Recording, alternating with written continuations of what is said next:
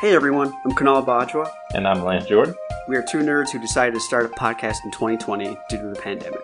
No topic is necessarily off the table, and we'd like you to join us in hearing our thoughts on various topics, ranging from anime to Zeppelins. We have it all. Here we go.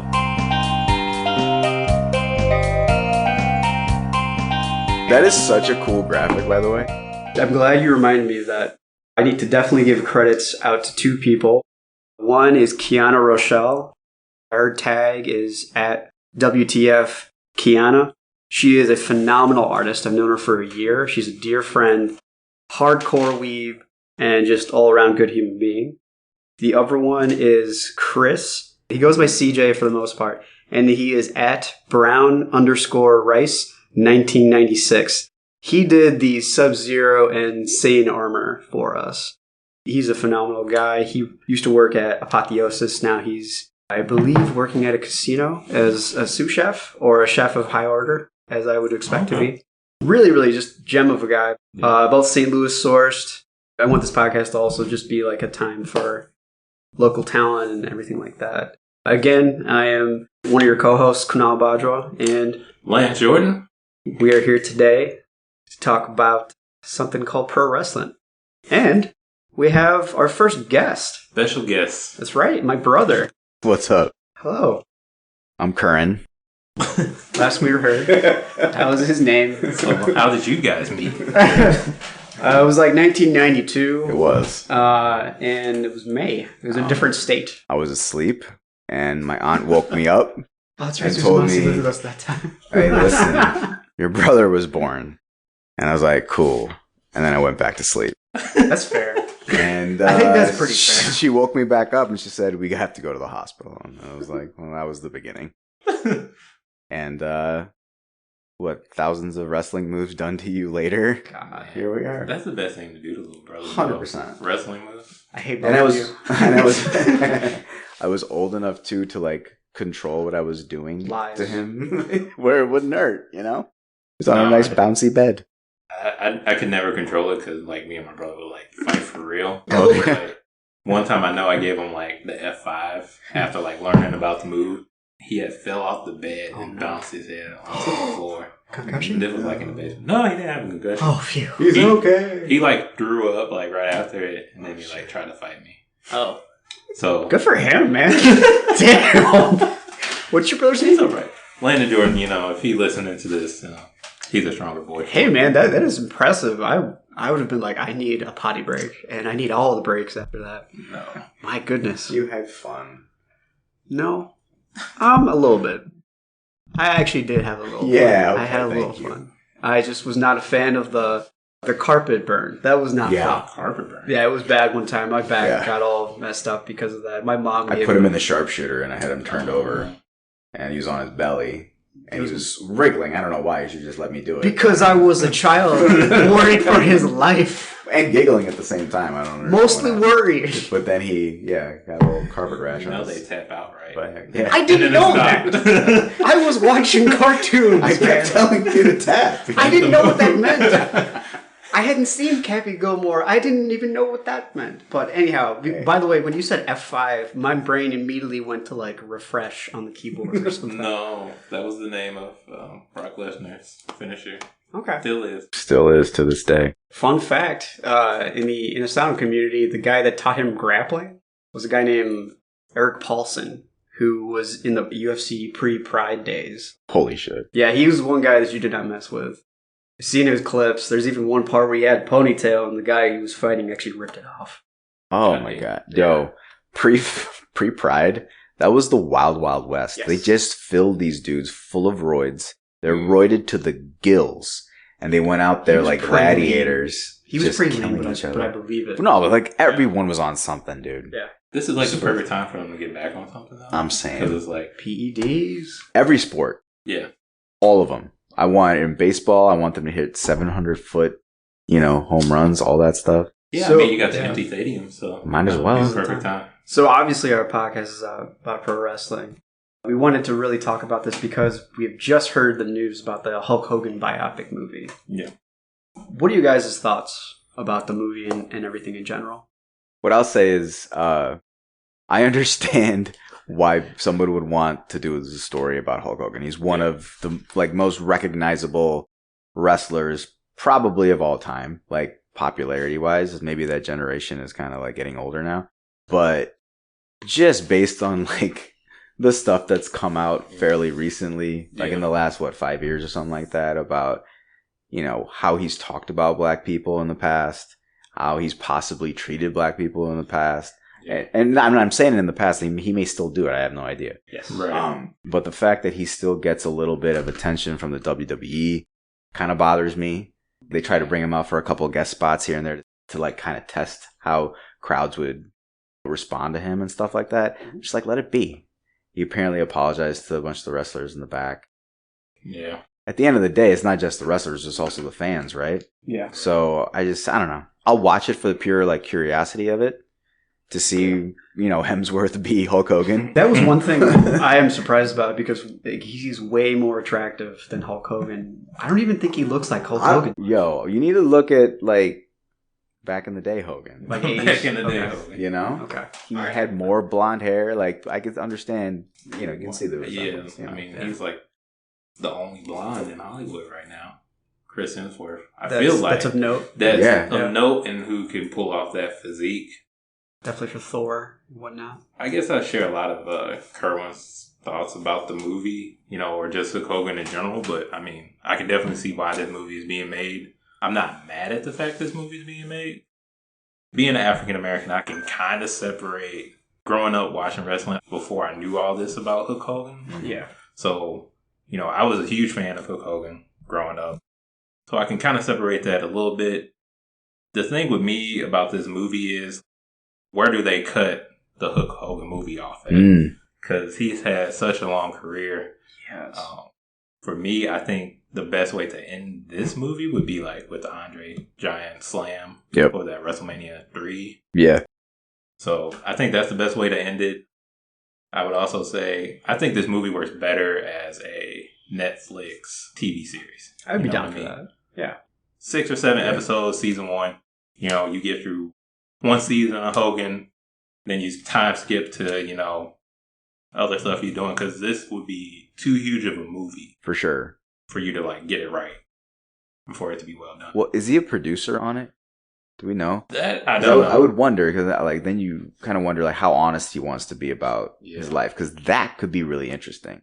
That would be something that could make a lot of money if he, told the whole truth. Yeah. About stuff, and then that could be a way to redemption a little bit, where he recognizes it, puts it into a show about himself, and is honest about it. I don't know. That'd be a different way. I didn't even think about them doing a movie as a behind the scenes, after he leaves the stage of wrestling, what he doing when he go home, his relationship with his wife, his kids. Yeah, definitely. All the celebrities. Much. Yeah, all the celebrities. I would think of it more you ever see the movie The Wrestler? Yeah. And how they did that movie? And I thought that was a beautifully done movie. That's what I was kind of looking for, but I don't know. I just think it's a really big task to take on. Yeah, your idea about it being a series would be cool. Yeah. It would be easier. You could flesh it out a lot more. Could you guys give me some background on your take of what you remember, how wrestling, the WWE, the WWF, as it really started? It doesn't have to be super comprehensive, but just something that gives us a background.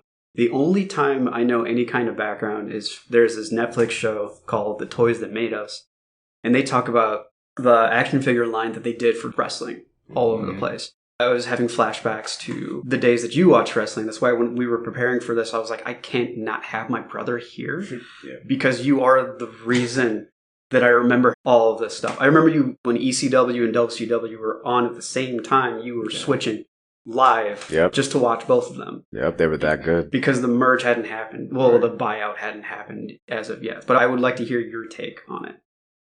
I mean, for me, wrestling, I think it's something that brothers pass down to each other, because my older brother was into it, and he passed it down to me. He was actually a bigger WCW guy. So growing up, I was watching WCW more. So I was growing up on Thing, NWO, Booker T. I was playing the N64 game, NWO versus WCW. I think it was a World Tour. And then the game on the PlayStation, the Thunder, played that game. For me, it was like so real back in the day. The stories, they really grip you. It was really like a soap opera in a lot of ways. For sure. For me, when I was really small, I remember watching it and kind of having the appreciation of like how it looked visually. Yeah. Because, I mean, obviously it's like choreographed to an extent, but it's live choreography, right? A lot They're of it's thinking improv. about stuff on the fly, and they're talking. So, like, if they're really great, they're talking about it in the ring as they're doing it. So, Yeah. like, I didn't know all of that when I first watched it. So, for me, it was just the spectacle of it. Mm. These, like, larger than life personalities that could talk really well on the Pun mic, intended. and they could, like, yeah. So, I just loved, and I loved all the bad guys. Like, Hulk Hogan was okay, and, like, I was like, oh, yeah, he's really, like, big and cool, but, like, Roddy Piper was my guy growing up. Guerrero? Roddy Piper. Oh, Eddie Guerrero? Yeah. Loved Eddie Guerrero. Light, cheat, steal. Yeah. Dude, Eddie. That's right. one of my favorite wrestlers of all time. It was hard with these lists, Yeah. you know, that we did, because there was some really great people that I wanted to have on the list, but, you know. So we're alluding to the fact that we chose our top 5 faces and heels, which we'll be discussing in our next episode. Spoiler here. Spoiler alert. Hashtag spoilers. Could you guys give me like a historical breakdown of like how the WWE started? I think it started with just the McMahon family. He kind of popularized it. But back in the day, it was like territories. And just like more kind of what you see with independent wrestling today, where it was like, you know, you had one company running shows, another company. It's like complete regions, too. Yeah. Right? And McMahon Sr. had like the Eastern Seaboard, so he had everything going up to Connecticut. Okay. Mm. So when Vince McMahon Jr., who's Vince McMahon, Yeah. everybody knows, Right. he took it over from his dad. His idea was that he wanted to like create a conglomerate. So he went around buying up little, you know, independent territories and unifying all of them into one. And eventually that's what the WWF became. Yeah. And then he grew the WWF, like started WrestleMania and, Getting you know, you guys characters too. A lot of you guys, you look at like some of your favorites like Triple H and Stone Cold. Like a lot of them in the beginning, their characters kind of struggled, but it was like that persona that Vince wanted them to have that like really took WWF like to the next level. yeah. That I think wrestling was missing in like the very beginning of the early stages of it. Right, because they had to adapt with how the world was changing and how like consumers consumed, right? They weren't about the cookie cutter, you know, good guys and bad, you know, and bad guys. We wanted a little bit of edge for even with our good guys too. So, yeah, he's always been able to adapt so far. I don't know if he's adapting very well right now, but I mean, because that could just slide into like today's wrestling, like Has the empire crumbled essentially? ooh, I don't know. Or splintered rather? It has, yeah, it's weakened. That's a good way to put it. Okay. I say it weakened because I think it's what Curran just said. I mean, it's lost its edge. I would kind of blame it on this PG society that we're living in now. Mm-hmm. Because a lot of the guys in the Attitude Era were way more aggressive and controversial. Yeah. Like, you can't rock bottom a woman. You can't give Stephanie McMahon a stunner. You can't just let certain words fly. You can't say bitch over TV. Yeah. Now when they cuss, they say bitch or they say shit every once in a while. Like, you know, or I'm going to kick your ass. Yeah. It's like a novelty, right? Yeah. Like it really throws like fans like me and Kerwin into a frenzy because it's That like. throws me into a frenzy. Yeah. But it's like you don't hear it anymore. And if you do say it, it's like only the top guys. Mm-hmm. Okay. And I think in defense of like pro wrestlers and stuff, I think a lot of it has to do within the WWE at least. They're not given enough leeway to like come up with their own stuff. I feel like wrestlers in the 90s especially, they were like given carte blanche and be like, you go out and if the crowd reacts to you in the way that you want them to react, whether you're a good guy or a bad guy, then keep going with it. Otherwise we'll change it up or like I'll give you suggestions. But he gave them more freedom, and people now like they don't have freedom. You can see them thinking about what they're about to say because they're trying to remember a script. And the good ones, you'll know that they'll take the script, make it their own, and then like Joe, like Samoa Joe. Yeah. He's brilliant at it. He's like magic on the mic. So, yeah, I just wish more of them would do that. I'm not sure if like the indie guys or the guys who come from like TNA and ROH, if they kind of helped or hurt the WWE in some way. Because I feel like Vince is so big on the character, who you are, how can he sell you, rather than, oh, you know, like 50 moves. That's great.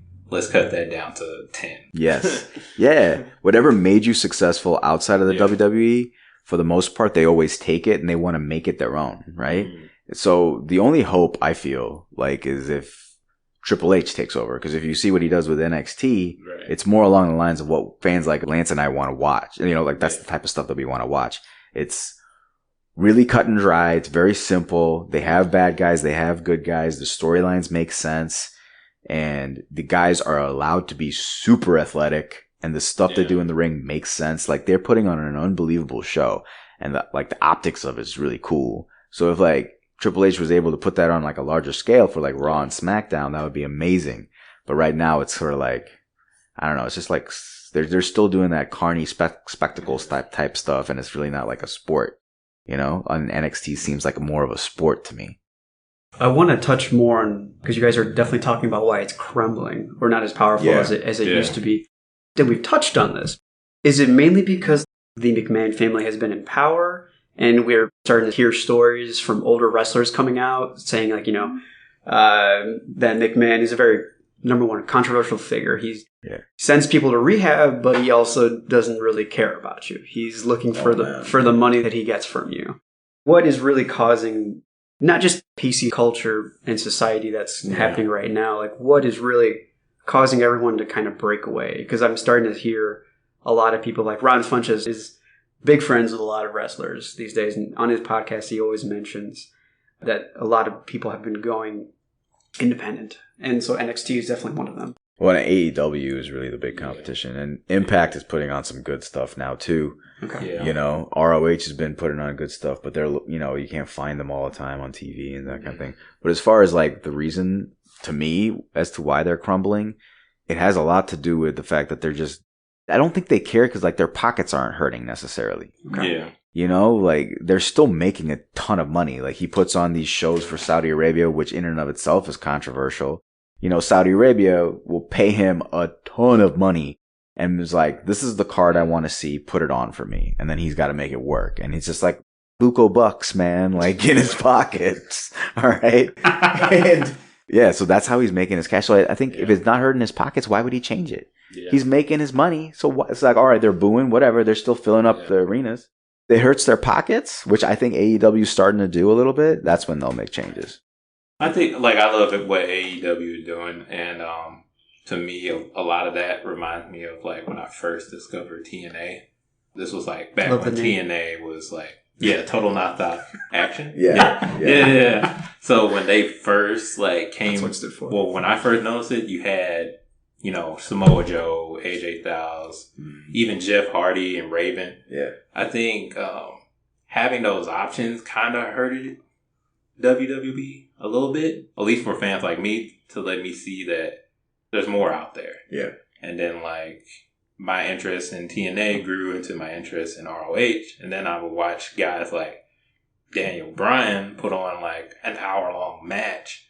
I'm like, why the fuck don't I see that in WWE? Like, you had Samoa Joe and CM Punk fought, like, to a 60-minute draw. Yeah. You don't see that. You don't see the athleticism in WWE. And I just feel like that hurts, too. That fans know there's something else out there. 100%. And they're not getting it. If you're a fan of something, I'm not saying you have to cave all the time to what your fan base is saying, but if, you know, they're asking for something in, like, a very loud voice, maybe, like, listen to it. And to the WWE's credit, they have when they've caught, like, lightning in a bottle recently. You know, in, like, the last 10 years. Yeah, there have been moments. There have been moments of that, right? But it's few and far in between. Like, the crowd really has to be loud and vocal about changing stuff. Yeah.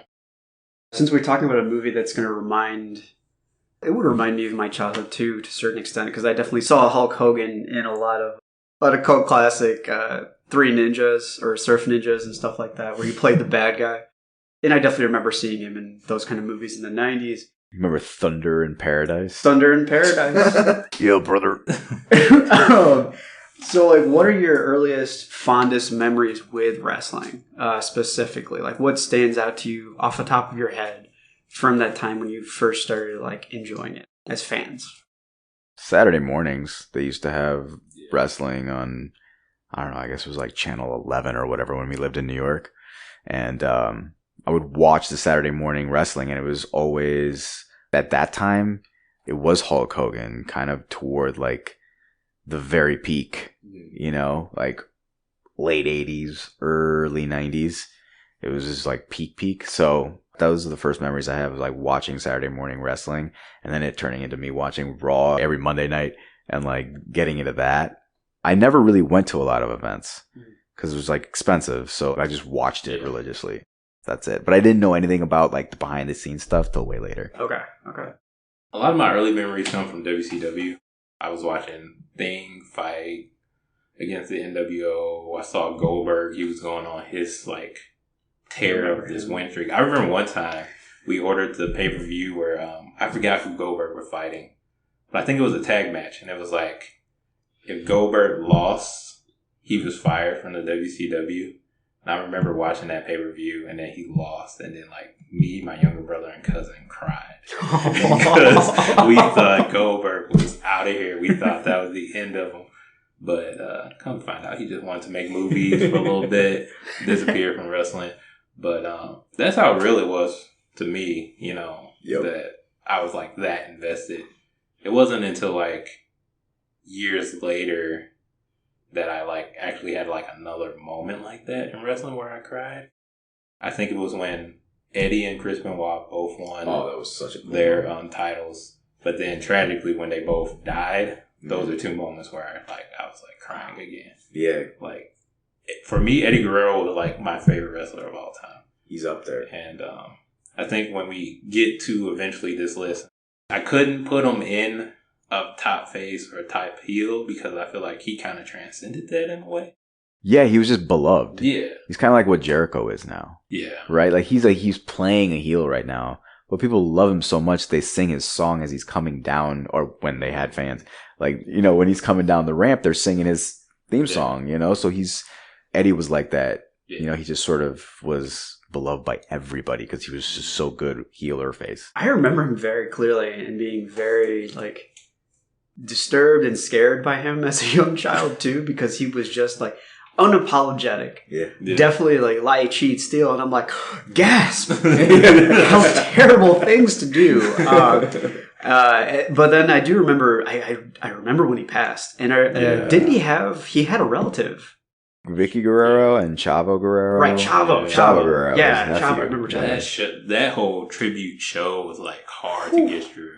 Yeah, with the little vignettes they had. We were asking. Even in the beginning, like that Johnny Cash song they played. 10 Bell Salute, the whole deal. And then for me too, it was like, that was like my first wrestling event I went to when they had came like maybe a week earlier to St. Louis. Mm-hmm. And it was like Eddie versus Batista. Yeah, I was at that event. Batista was around back then? No, this was like, we kind of skipped ahead to, what was that, 2004 or 5? Okay.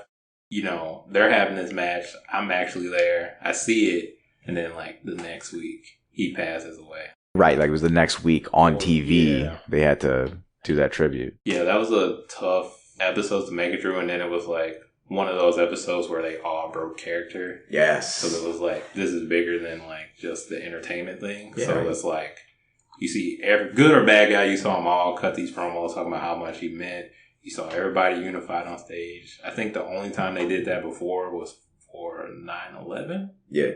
Well, the first time the veil cracked for me as a pro wrestling fan, because I remember early on, like I remember when Jake the Snake let his snake bite Macho Man. Yeah. 'Cause I'm older than both of you, so like, so like that was so he let and I started bawling because I thought for real like Macho Man was one of my favorite wrestlers of all time. He's gonna die. What's happening? I don't know. But when the veil cracked for me was it's Bret Hart versus Shawn Michaels, the Montreal Screwjob. Right. I've heard about that. Because I feel like that would have just made it more real for me. Because like looking back on the film, for sure. Yeah. You just became more of a fan. Yeah. It's more interesting. It sucked you back in. Yeah. For sure. Because I was like, oh, so there's a whole other level to this that I don't know about. Like, of course he didn't tap. Like, what's going on? Like, why is Vince McMahon out there and why is he getting spat on by Bret Hart? Because they kept the cameras rolling and you had no clue as to what happened. It was brilliant. Okay. You know, I guess because I'm a younger, probably not by much, but I think what kind of hurt wrestling too was like you had that event and then like they copied it. Yeah. Like over and over. In your head, you're like, okay, what the fuck is going on? You don't have anything new. Like, yeah. So even with like, I think back to when Brock Lesnar slammed the Big Show and they cracked the ring. I think that was like a legit moment. I don't know if it was or wasn't, but like they imitated it like 2 or 3 more times. Exactly. They beat stuff into the ground a little bit. You know, when they find one thing that works, they try and do it over and over and over again. And they won't do the stuff that could work again.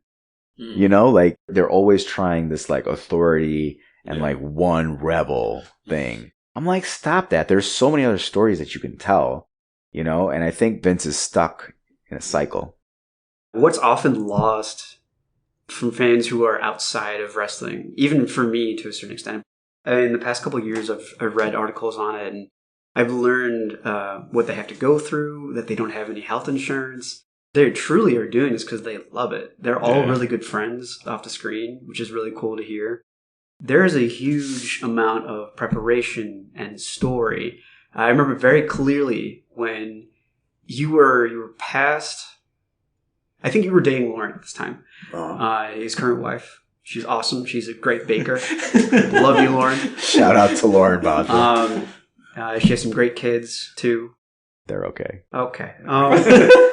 But I remember you said this, and it really stuck with me because Mom and Lauren were very unhappy with you one day, and we're like, "Why do you keep on liking wrestling? What's wrong with you?" And you said it's a man's soap opera in a lot of ways, or in sticking with 2020's understanding, it's another version of a soap opera for certain people, and I think that's really true because I've watched a couple matches with you recently.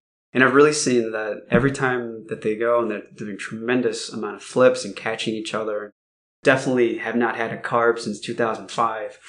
They do everything they can to make you just feel so invested because every time he's about to tap him or they're about to tap somebody, they break out. And you're like, oh, well then I gotta keep on watching. Yeah. They keep you invested. And that is really hard to do. That's a sign of really good storytelling, honestly, when it comes down to it. To me, they take the best, like my favorite parts of live sports, but they can manufacture it in a storyline. Yes. Right? So it's like the best of theater and the best of like sports. Maybe not the best of theater, but like the best of what theater has to offer in like live improv, you know? You have to kind of make stuff up on the fly that's entertaining. And then sports and athletics and like, I mean, it's like a beautifully choreographed ballet when there's like people in there who really know what they're doing, you know? Very much so. So yeah, you're absolutely right on that. Well, thank you. I try. I know how wrestling could become better. I mean, wrestling could be better if they were just, they told better stories. They told more diverse stories. Maybe it's changing now, but I feel like if you're not a white wrestler, if you're a person of color, they give you the most bunk storylines, the most stereotypical bullshit. Inner city. Yeah. If you're an African American wrestler, like good luck getting something that doesn't have to do with like you being a gangster or you being like a preacher or you do, you know. I mean, tag teams are they going to be? Right. You had Crime Time. Right. Like, and then you have Street Profits is the one that's out now. Like those dudes, and don't get me wrong, all these dudes are talented as all get out. Yeah. But you give them these gimmicks that are like insulting. And not to mention all the brown people that have ever wrestled ever. We are either terrorists. Or in my case, I have the Iron Sheik on, you know. Hilarious now, heel back in the day. Mostly because people were racist as shit back then, you know, about Gulf War, all that kind of stuff. So they always pin us as these stereotypical things. And I wish that they would tell more of those stories, but they need those type of writers, you know? And the McMahon family probably doesn't want to do that. Not always. And if they do have them on the staff, they don't necessarily like give them the final say on it. I think they just need it at this point. WWE has done it in the past where they'll like hint at the fact that, oh, AJ Styles was the champion at this other place, or, you know, things like that. I think they just need to fully embrace the fact that there's an Impact Wrestling, there's a ROH, there's AEW, there's New Japan. I think they just need to work together. Everybody. I just think, like, maybe not ROH because it's kind of smaller, not the NWA smaller, but like, if WWE and New Japan put on a crossover show, that would be like the biggest wrestling event in probably the last 5 years, maybe. What makes you think they're not working together right now? Well, chaos creates controversy, right? Which creates ratings. The fact that Chris Jericho left the way he did, the way they handled Shinsuke, who was like my top New Japan so good wrestler, like, before he went to WWE. Could you give a quick background into New Japan? You got an awesome shirt on today. Oh yeah. Oh yeah, the American Nightmare. I don't know the history, but I know it's like what the WWE of it's Japan. yeah, Like, it's the biggest wrestling show out there. I mean, there's others out there, but it's the biggest. You had superstars like Hulk Hogan back in the day competing. Bruiser Brody back in the day. It's been an enormous promotion outside of the United States. And they're another one that they're an alternative now too. Mm-hmm. The way they handle Shinsuke as a character, NXT does a good job of kind of like, you know, here's a former champion. This is how he should be regarded. Right. But when you go to the main roster, it almost seems like it doesn't exist, and they want us to pretend like it doesn't exist. Right. Where, like, I feel like somewhere like New Japan is like, they're all for like working with the different places, because New Japan had to deal with ROH, where come defend your title on the Tokyo Dome show. Like, their WrestleMania is the Tokyo Dome show, and they're like, hey, come defend your title here. Like, hey, we'll even let you put your guy over. Mm-hmm. Or they'll be like, hey, let's send some of our guys over to America to work, get some, you know, exposure. You send your guys, get some exposure. They brought in Chris Jericho, like, recently. This is like a multi-time champion. This is an Intercontinental champion. Legit. Like, they'll mention like, oh, he's a WWE superstar. Mm-hmm. They're not afraid to like say, hey, this is who this guy is. This is why you should give a fuck. And then like, he's like on the top bill of our show. They don't insult their audience's intelligence, right? For the most part, if you're like a regular fan, you know what's going on behind the scenes. So just, you know, treat us like that. Yeah. You know, let them know. We know where he's from. Just tell us. Recently, they signed Killer Cross that was in Impact Wrestling. NXT does an okay job with him now, but it's like, we know where he's from. Right. We know his history. We know what he can do. The same with like AJ Styles. I feel like that was like the first time Vince was like, okay, he's a big deal. We can't ignore it. We can't send him to NXT or like kind of rebuild him in a way. We not going to give him the Samoa Joe treatment, even though Samoa Joe shouldn't have got that treatment. Hell no. But they were like, AJ Styles, let's put him on our second biggest show of the year. Put him in Royal Rumble, see what happens. And like, people went nuts. That pop was insane. Yeah. So you guys just mentioned New Japan Wrestling. In Yakuza 6, you get to fight a couple of them, like Rainmaker, Kazuchika Okada, Hiroshi Tanahashi, Toru Yano, and Satoshi Kojima. And you get to beat the crap out of them, so what's not to love? It's awesome. My earliest wrestling memory probably... Getting powerbombed? Well, I mean, outside of WWE, yes. Getting powerbombed, like, repeatedly, and then one day getting a little older and feeling like, my body is still somewhat okay. I guess I'm invincible. And then I got a little older, I'm like, no, that's not the case. Speaking of powerbombs, there was one time where I think you felt really bad. And so you were doing this one thing where you would run, and then I would quickly, with the biggest air quotes, dodge to a certain side, and you would hit the bed. And you kept on doing that around the room just to make me feel better. And I'm like, I'm amazing. But that was, 10-year-old Canal. So, but my earliest wrestling memory is probably watching The Rock. Specifically say, do you know what The Rock is cooking and doing the eyebrow move, and then seeing him move into Hollywood, and just how, that hurt. Yeah, that hurt. Yeah, it really did. And people hated him when he came back. Yeah. I do remember that. I remember like the crowd just like if he didn't want to, he became a heel right away. Was this when he was like keep making these on and off appearances where he fought like Brock, Goldberg, then he had that final match with Stone Cold at where it took like 17 rock bottoms to beat him or whatever. Yeah. And then when he came back for the Hogan Icon fight, that's when there was a little bit of a turn, and then he played into it. And he's just so talented that every time that the crowd turned on him, he just stepped right into it. Yeah, he's like he's so good. He was so good at just handling a crowd, and he had it in the palm of their hand with the way, like, all the cool sayings that he had and all that kind of stuff. That's like back in the day where, like, at least for me, I didn't know. Like, I just didn't have that knowledge of why The Rock left, or, like, even skipping ahead to, like, WrestleMania 20 when they were booing Goldberg and Brock Lesnar out the building. Yeah. I was like, why? Like, these are two of the biggest wrestlers having a match, but I just didn't have that background knowledge that I had, like, later on, where I'd be like, oh, so this is the behind-the-scenes things where, oh, these guys are just here for this one-off appearance. Okay, yeah, you kind of suck for that, bro.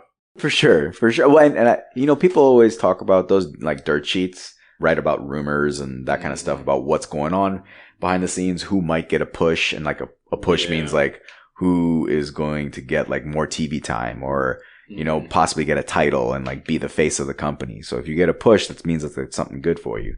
And a lot of times people will say that these dirt sheets are a bad thing for the business, but I feel like a lot of times they use it in their storylines to let rumors come out and create anticipation. Be like, oh, new wrestler is supposed to come out, like, on Monday or at this pay-per-view or whatever. It creates a little bit more hype for them. Exactly. What are dirt sheets? Who writes them? They're quote unquote journalists. They're dudes who are, like, plugged into a lot of these promotions, and they have contacts, and they'll tell you about possibilities, having to do with the storyline, what might be coming up, whether there's a wrestler who, like, has a contract coming up or might sign with a new company, and they create, a little bit of buzz for that, and, a little bit of buzz for these promotions in return for information. Yeah, but they get really popular, and people will believe anything and everything some of these guys say. So I think a lot of these promotions use it to their advantage too. Okay, cool. What is your favorite wrestling match that you have seen for both of you? Eesh. Like, we're talking about, like, okay, because if it's moment, it's different than moment and match. Let's go moment then. Okay. Yeah. Oof. Your favorite moment in wrestling? You know what? I'll my favorite moment, my favorite recent moment. Okay, is I have two of them, and they're pretty equal. One is when CM Punk had the Money in the Bank briefcase and cashed it in on his supposed last day of his contract, and it was in Chicago against John Cena, and he said, I'm going to win the title, and then I'm going to leave this company, and he had that whole run, and when he won, nobody knew what the fuck was going to happen. Right. No dirt sheets knew nothing, because he was so brilliant. They handled that brilliantly, where, like, nobody knew. We were like, holy shit, did he win the title, and then was he going to leave? And there was some people out there who were like, nah, like, that probably means that they re-signed him. But, like, he didn't show up for a while. But that's that lightning in the bottle moment that WWE, like, gets every once in a while. Exactly. And so that moment was really cool. And then when Daniel Bryan won at WrestleMania 30, like, that run up to that moment when he won, or even when Kofi won at last WrestleMania, that run was really cool too, because it was organic. Yeah. It just happened. Yeah. The crowd was into it. Yeah. They couldn't ignore it. And because it's like, they were so big at this point. Like, the fans were, like, literally cheering for Daniel Bryan in the Royal Rumble when he got tossed out. Yeah. And, like, you got these other guys fighting for the spot, and, like, nobody gives a shit about them. No. Like, Rey Mysterio, who is one of, like, the biggest good guys on the face of the earth, was the last entrant to come out on the Royal Rumble, and everybody was so pissed in the arena that it wasn't Daniel Bryan that they booed Rey Mysterio. Like, that never happens. He's like the ultimate baby, and you could see him coming out. He was, like, excited, and then he was like, listen to the reaction the people were giving him, and he was like, "What the fuck are you guys doing?" What's going on? And those light in the bottle moments are what I kind of live for now when it comes to watching wrestling. Yeah. I was about to say recently, I would say Edge and Randy Orton had it. Ooh, yeah. Like, because before, like, going into WrestleMania, this past WrestleMania, it was, like, kind of, like, dead in a lot of ways. You're like, I'm not too excited on it. But, like, Edge coming out at the Royal Rumble, that was a moment. Like, and then to see him and Randy's interaction after that, I was like, if this doesn't main event WrestleMania, then I don't know what is. Because, yeah, you had Drew win the, Royal Rumble, and I was really happy to see someone new win, and somebody like that who's been in the company for such a long time and actually deserve a push. To see him win, that was cool, but the way Edge and Randy told that story, you couldn't beat it. Absolutely. So, recent moment, that would be like my top moment. Another moment too, going back a little bit, was the Nexus. That was Because cool. I felt like when that happened, I think even like Rito dirt sheets, and they were like, Vince sent them out there like, you go out there and draw as much heat as possible, destroy shit, you like attack Beat everybody up. And like, I don't know if even like John Cena and CM Punk and them like really knew what was going to happen. And so like you just had like 7 or 8 people storm the ring, start jumping you, tearing apart the ring, and then like, of course, Daniel Bryan got in trouble for choking out Michael Cole, but with his tie. But it was like such a like what the fuck is happening moment that like nobody saw coming. It was perfect. Yeah, it was a throwback to the 90s because it was controversial, right? Because what the Nexus were this group of young wrestlers. They were on this competition called NXT at the time. That was because of competition that they ran, and all these young guys were coming out to this ring, and we had no idea why, and they just formed this group, and it was really cool. So that I just wanted to give a little backstory on what Nexus was. Have you guys seen Glow? Yes. Okay. I've seen some episodes, Okay, I've seen the first season, and I liked it. I thought it was really good. I haven't gotten around to seeing the second, but the reason I bring it up now is because at the end of the first season, spoilers, so warning right now. At the end of the first season, you think Zoya the Destroyer is going to get pinned by her best friend. The Southern Belle. The Southern Belle, the Southern Belle. Yeah. And immediately the very problematic character, the welfare queen, comes in and pins right away. So immediately it's going back to that whole wrestling idea of you don't know what is going to happen. The guy that Mark Maron plays, who worked for that role really well. He's so good in that show. He really is. And I was surprised. I normally don't like Mark Maron because he's just annoying and down. Well, I mean, if you need a sleazeball deadbeat in the 70s-ish range guy, sign him up. With a smoking habit and a mustache, he's your guy, man. Yeah. And if you need some coke, he'll definitely get you some. Do some of that too. Oh, man. And that's a good guy right there. Yeah. We're just saying he looks like it. We're not saying that's what Mark Maron does. Right. I mean, what he does. Just to be clear. He's actually had some interviews and podcasts. He's the king of podcasts. About how WTF with Mark Maron. He talks about how he's recovered, I believe, a lot. Oh, for sure. He's an interesting guy. The way he acts in that show is great. He's so good. And Stellar. Zoya, Alison Brie comes up to him and is like, why did you do that? What's going on? He's like, if we let the Southern Belle pin you, the story's over. We got nothing else to tell you. Yep. It's another lightning in the bottle moment. Storylines are what makes wrestling interesting. The realer, the better nowadays, So these wrestlers have to come up with their own storylines to make sense. So 2 follow-up questions for that. Number 1, is season 2 worth it for Glow? Yeah. Okay, it's good? It's good. Okay, cool. I'm going to check it out then. You should. That's purely personal. That's why. And even if you're not like a wrestling fan, it's a good show. Right? There's a lot of other things they go into. I think they do a pretty good job of being kind of responsible. Okay. But also respecting the times as well, Yeah. Number 2, how accurate was it to the actual Glow that was going on back then? That I'm not entirely sure. I know that when they released the first season of Glow, they released like some old episodes of the original Glow too. Okay. And I think it was similar, but I mean, they Hollywoodized it, right, to make it work. So I don't think it's exactly the same, but it's close. Okay. You've seen some? I've seen a few episodes. I mean, I liked it. For me, and I think I've talked about this on that Arrow podcast, was like, for me, I'll watch a show, and then it doesn't like grip me at first, and then like it'll be a year or two later or a couple like seasons in, and then I'll be like, all right, I'm going to binge this all the way through. So Right. maybe that's what I'm waiting for on that show. Maybe. But I do love Allison Brie. I loved her in Community. Right? Yeah. Yeah. So that has been a wrap for our episode this time. I'm Kunal Bajwa. Lance Jordan. Curran Bajwa. And thank you for joining us. We will find a hobby one day.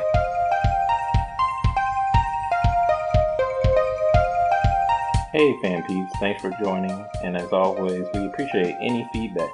You can follow us on our Facebook page, They Need a Hobby, and also at TNAH Pod on Instagram and Twitter. Hopefully one day we'll find a hobby and maybe even be one of the cool kids. Peace.